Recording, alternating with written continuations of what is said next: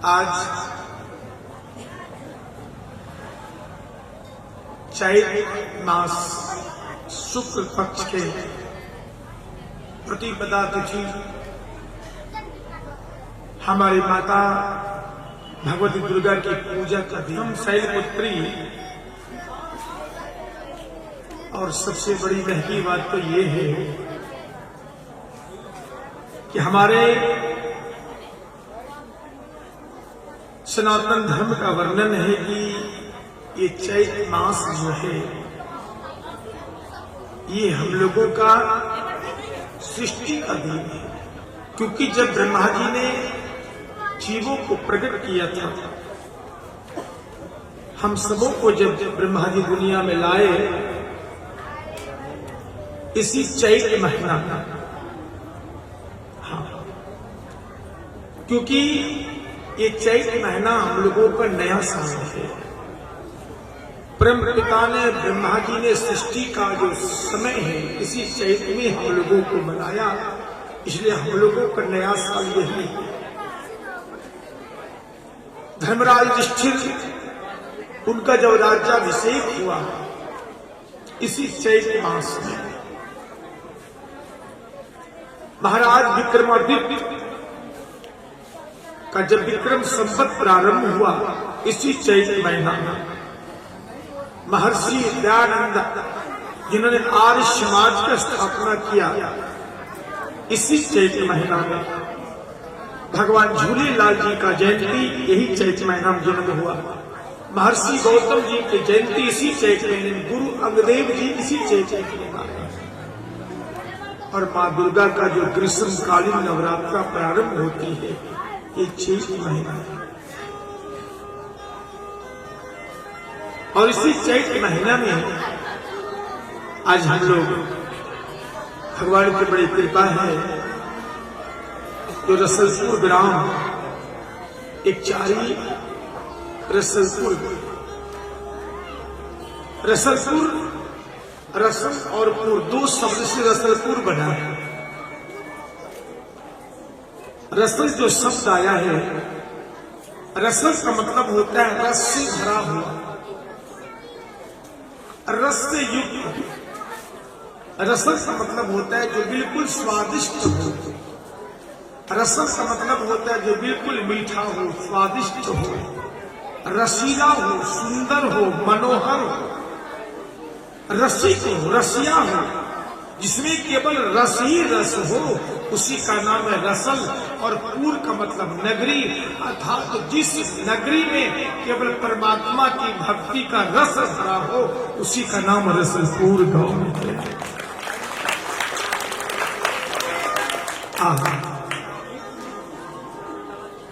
और रसलपुर एक चारी में है,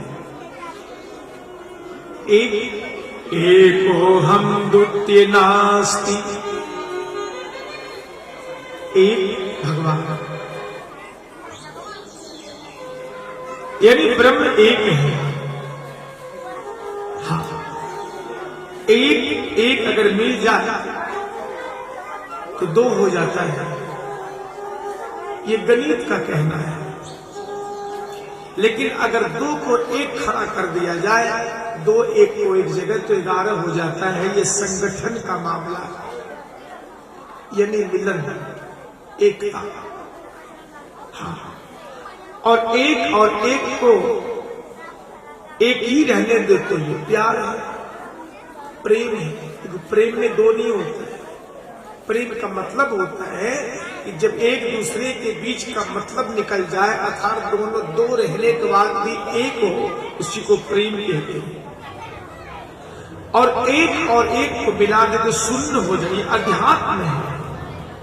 और अगर एक से एक को मिलने नहीं दिया तो कूटनीति है, और एक अगर विरुद्ध खड़ा हो जाए तो राजनीति है। अर्थात एक चारी, एक और चार,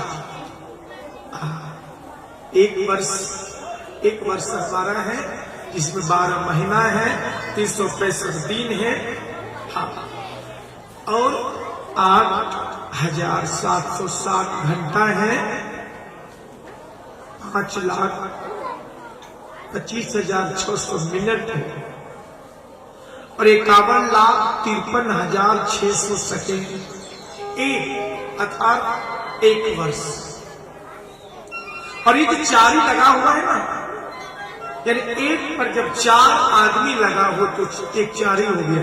देखो हम लोग जब कोई काम करते हैं तो कहते ये काम करोगे तो 4 आदमी अच्छा कहेगा। कभी कभी काम बिगड़ जाता है, बोलते हैं अगर ऐसा काम होगा तो 4 आदमी ठीक नहीं कहेगा। भाई ये 4 क्या है? जैसे कि भगवान युधिष्ठिर और कृष्ण के संवाद में आया कि 4 का मतलब होता है आप जितना धन अर्जित करते हैं, जितना कमाते हैं, इसको 4 भाग करना। एक कुएं में डाल देना, एक कर्ज लगाना, एक कर्ज को उतारना और एक जमा करना। तो कुएं में डालने का मतलब हुआ भोजन करना, क्योंकि पेट कुआं है, इसमें जो चला जाएगा वो बाहर नहीं होगा। यानी एक अंश से हम जीवन चलाएंगे, अपने परिवार को चलाएंगे। एक से कर्जा लगाना अर्थात हमने बच्चे को पढ़ाएंगे, बच्चे पर खर्च करके बच्चों को अच्छा बनाएंगे, अर्थात कर्ज लगाना। एक तीसरा कर्जा उतारना, अर्थात हमारे माता पिता ने जो हमें कर्ज लगा करके अच्छा बनाया, अब वो वृद्ध हो गए हैं, अब उसका सेवा चाहिए, उसको हम ऋण चुकावे, अर्थात उसका सेवा करके कर्ज उतारे। 3 हो गया। और चौथा एक जमा करना, माने भगवान के धर्म में खर्च करना। अगर ये चारों काम आप करते हैं तो आपको 4 आदमी समाज में अच्छा कहेगा, और एक भी छूट जाता है समाज अच्छा नहीं कहेगा। वही एक 4 ही है भैया, एक मन परमात्मा।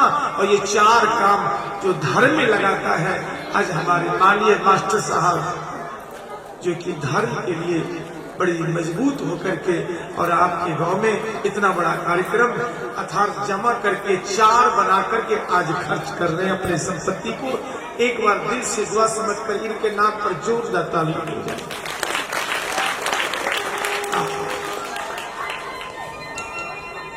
देखो भैया, हमारे भागवत महापुराण में सबसे पहला स्कंद 12 स्कंद में है और 12 स्कंद में 335 अध्याय है। 335 अध्याय में 18,000 श्लोक है। लेकिन सबसे पहला जो श्लोक है, सच्चिदानंद रूपाय विश्वोत्पत्त्यादि हेतवे तापत्राय विनाशाय श्री कृष्णाय वयं नुमः।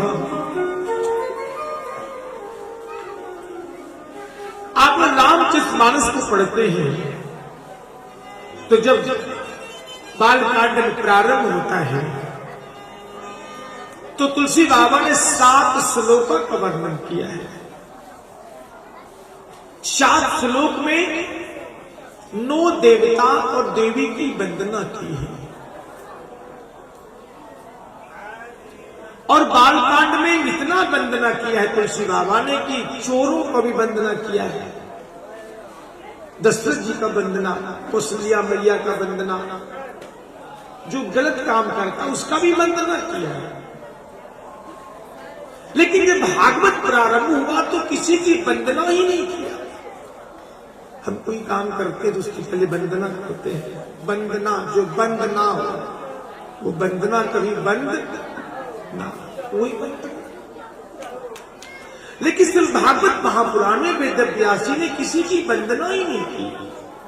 तुलसी बाबा ने 7 श्लोक में 9 वंदना, वर्णनावथा संहाना रसानाम छंदसामपि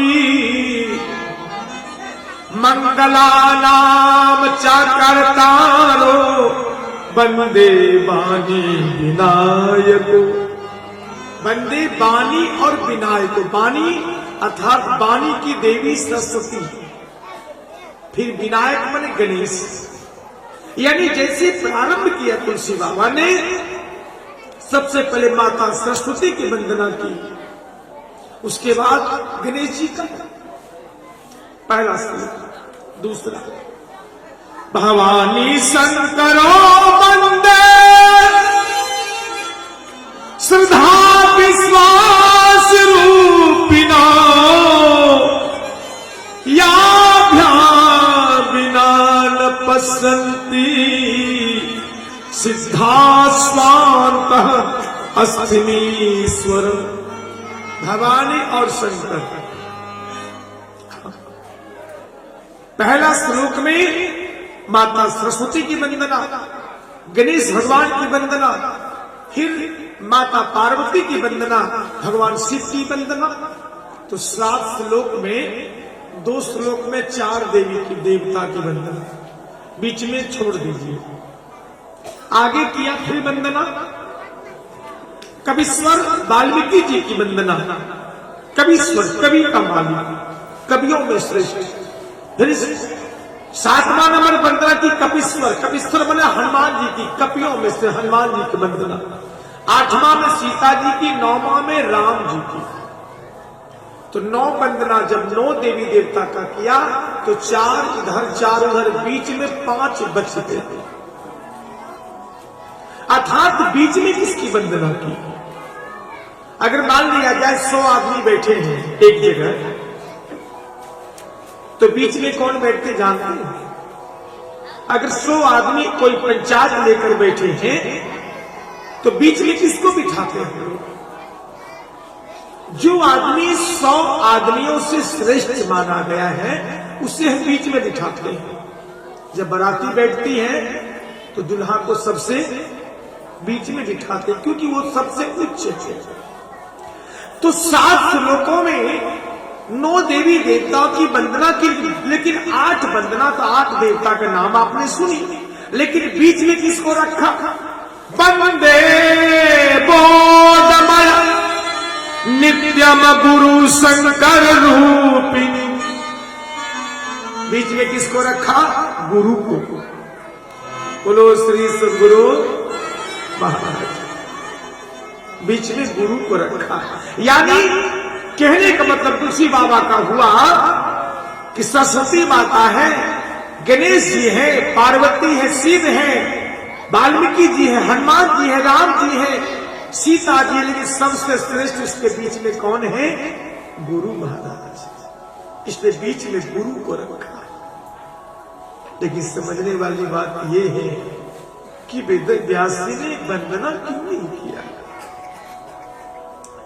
सबसे पहला श्लोक शुरू कर दिया सच्चिदानंद, जो 3 शब्द से बना, सत्य जोड़ चित्त जोड़ आनंद। किसी ने राम का नाम लिया, न कृष्ण का नाम लिया, न दुर्गा, न काली, न भगवती। सच्चिदानंद रूपाय विश्वोत्पत्त्यादि हेतवे तापत्रा विनाशाय श्री कृष्णाय वयम नमः। सबसे पहले सत्य का नाम लिया। सत्य का मतलब सत्य उसे कहते हैं जिसमें बदलाव नहीं होता है जीवन में। हाँ, सत्य मतलब ईश्वर अंश जीव अविनाशी, जो मरता नहीं है, जिसमें बदलाव ही नहीं होता, जो शुरू से अंत तक एक ही है। तुलसी बाबा ने कहा, अरे धर्म न दूसर सत्य समान, धर्म न दूसर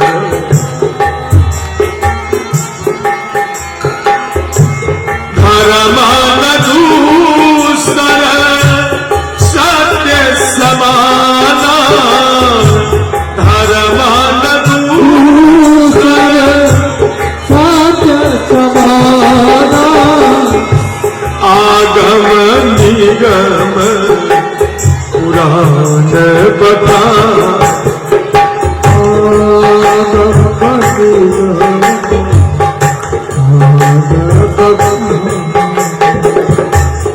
जय सिया राम, जय जय जय सिया राम,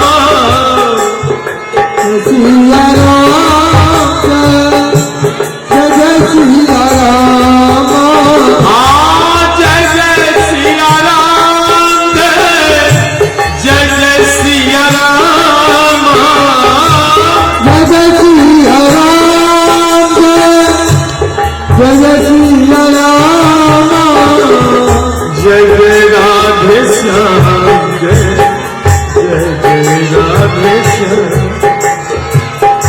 जय जय सिया राम, जय राधे श्याम। हमारा सनातन धर्म है ये। आज 1,96,00,000,000 8,53,123 वर्ष पुराना हमारा सनातन धर्म है। इससे पहले कोई धर्म ही नहीं था इस धरती पर। बुद्ध भगवान से पहले कोई बुद्धिस्ट नहीं थे। बुद्ध तो कलयुग में आए। जीसस से पहले कोई ईसाई धर्म नहीं थे, सभी धर्म आए हैं। मोहम्मद साहब से पहले कोई इस्लाम धर्म नहीं थे, सब कलयुग में आए हैं। महावीर भगवान से पहले कोई जैनी धर्म नहीं मानते थे। नानक से पहले कोई सिख धर्म नहीं मानते थे। ये सब कलयुग में आकर के अपना धर्म का प्रचार किया। लेकिन हमारा धर्म सनातन सबसे पुराना है। हाँ, 1,96,08,53,123 वर्ष पुराना। और सनातन का मतलब होता है शाश्वत। शाश्वत मतलब वह किताब जो मानवों ने नहीं लिखा था, जो आकाशी किताब कहते, जो देवताओं का साक्षात प्रकट हुआ है, वह किताब, उसी किताब के अनुसार हम लोग आज जी रहे हैं। उसी को कहते सनातन धर्म। तो वो कौन सी किताब है जो आज तक मानव ने नहीं लिखा? उससे हुआ है वेद। वो वेद। और अगर आप वेद पढ़ लिया, लेकिन किसी का वेद ना अगर नहीं समझ पाया, तो वेद पढ़ने से कोई लाभ नहीं। तो वेद में सनातन धर्म के बारे में 3 की पूजा बताया, 3 को पूजना बताया। मातृदेव भव,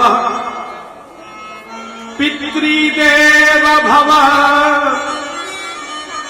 आचार्यो देव भव। सबसे पहले मां की पूजा होनी चाहिए, फिर पिता की, फिर गुरु की। ये 3 का पूजनी बताया हमारे वेद में। इसी को तुलसी बाबा ने चौपाई पे ढाल दिया। प्रातः काल उठ के रघुनाथा, मातु पिता गुरु ना वही माता।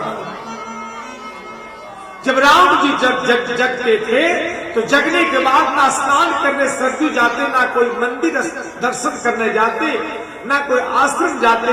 सबसे पहले अपने माँ और पिता गुरु से आशीर्वाद लेते, सनातन धर्म को मानते थे वो। और ये 3 काम करते करते आज राम पूज्यवान हो गए। हम उसे भगवान मानते हैं। बोले जय जय श्री राम। ये हमारा सनातन धर्म है। अगर हमने अपने माता पिता गुरु को नहीं माना, तो कितनों तीर्थ कर ले मैया, कहीं भी चला जा, कोई फायदा नहीं है।